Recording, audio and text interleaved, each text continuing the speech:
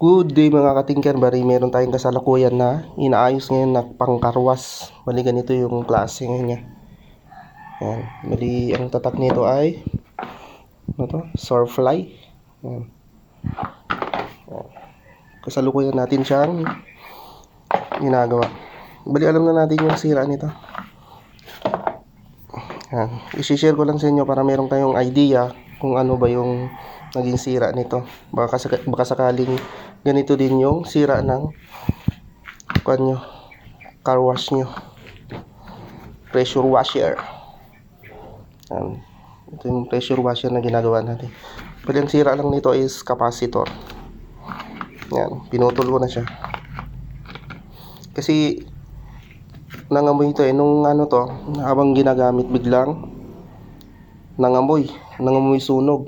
Yan, tapos huminto na siya sa pag-andar, pero meron ka naman naririnig na humming, nag-humming yung motor niya. Yan, biglang tumigil, tapos biglang humming na lang yung pinaka-andar ng motor. Yan, kaya nung binuksan natin is capacitor ang naging problema. Yan, bali ang nangamoy pala na, yung naamoy pala o nangamoy is yung capacitor na sunog. Yan, so ayan yung capacitor niya, sunog oh. Yan, baka sakali kasi ganito din yung sira ng yung karwas. Yan, capacitor lang. Bali ang kwan nito, pag sinaksak mo is humming lang siya. Yan, nag-humming yung pinaka motor, nagba-vibrate lang siya. Yan, meron siyang vibrate lang, pero hindi siya normal yung andar niya. Yan, bali capacitor yung naging sira. Yan, bali order na lang tayo ng capacitor na ito. Bali ano ba yung value nito? Bali 20 UF. Yan, sa 20 UF 450 volt AC. Yan, sa 20 UF. Bali ganitong value din yung ipapalit natin para mas safe yung ating motor, kasi yun yung original na value niya. Bali pwede namang nasa, kung meron kang 25 UF pwede naman, kasi meron naman plus minus eh. Yan,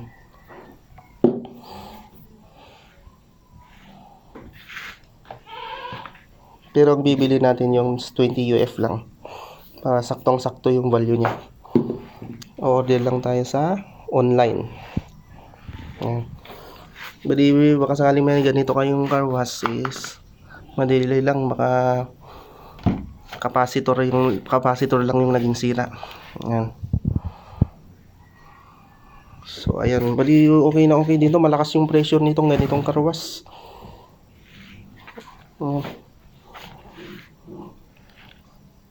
Bali wala naman na ibang mga pyesa to, switch lang. Yan, bali visual check ko lang.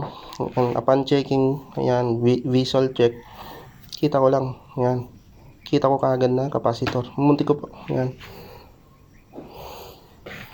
bali capacitor yung naging sira. Bali order na lang tayo online ng 20 UF yan na capacitor. So ayan, bali ito na, meron na. Ito na yung katuloy ng video natin. Meron na tayong, dumating na yung pinaka-capacitor natin. Bali 20 UF din siya. Yan, pares na pares yung value, 450 volt AC. Yan, meron na tayong capacitor na pamalit. Yan, para matitesting to na natin. Na naipakita ko sa inyo kung natin nasira na talaga itong capacitor. Talagang obvious naman nasira, pero papakita ko sa inyo. Yan, malikuha lang tayo ng ano, testo lang natin tong cellphone, kasi hindi tayo makatest na tayo din kasi nagbibideo. So ayan, napisto na natin yung ating tester. Ay, tester yung ating cellphone. Yan, meron tayong tester. Medyo nalolobat na rin to. Set lang natin siya sa ano, pang test ng capacitor. Yan. NF. Yan. Nanofarad.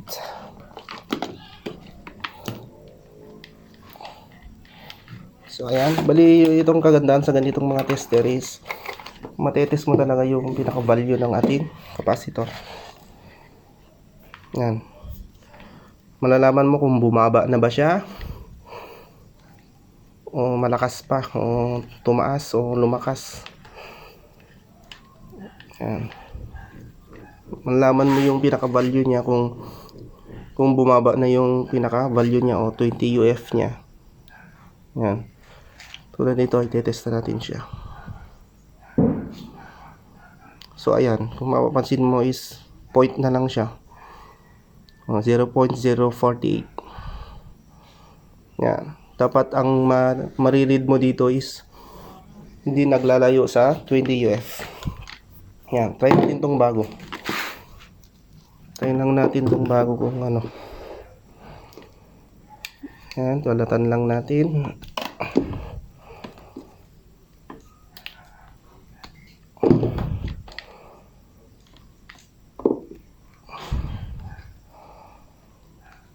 So ayan.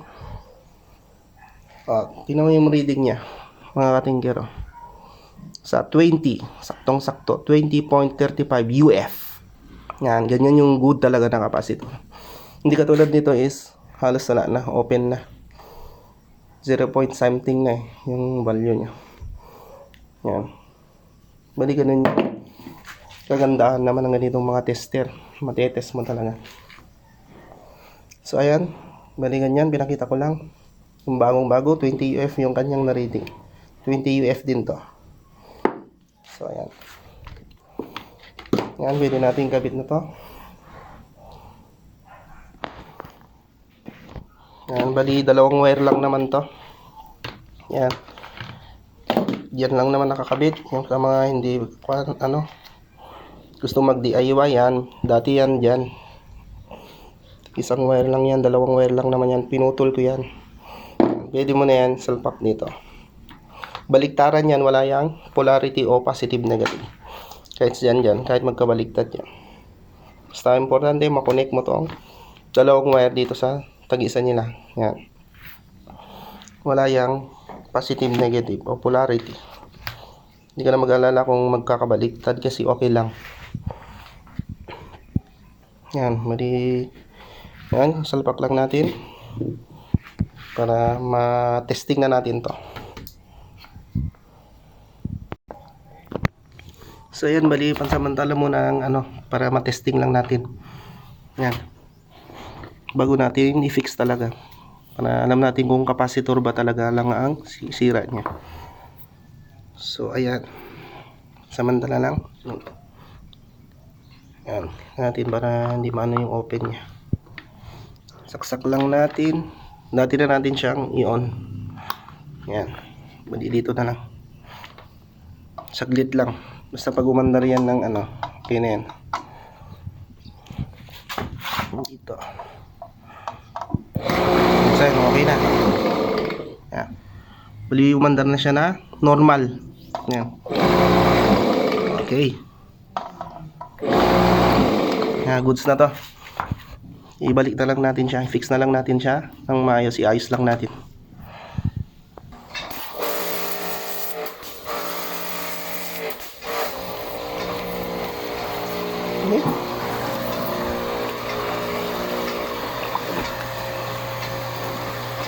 Sige, kasti maman na.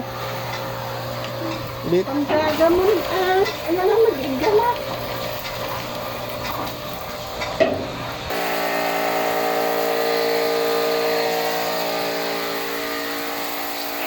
So ayan, ginagamit na siya, bali okay na. Bali capacitor lang yung naging sira. Ayan.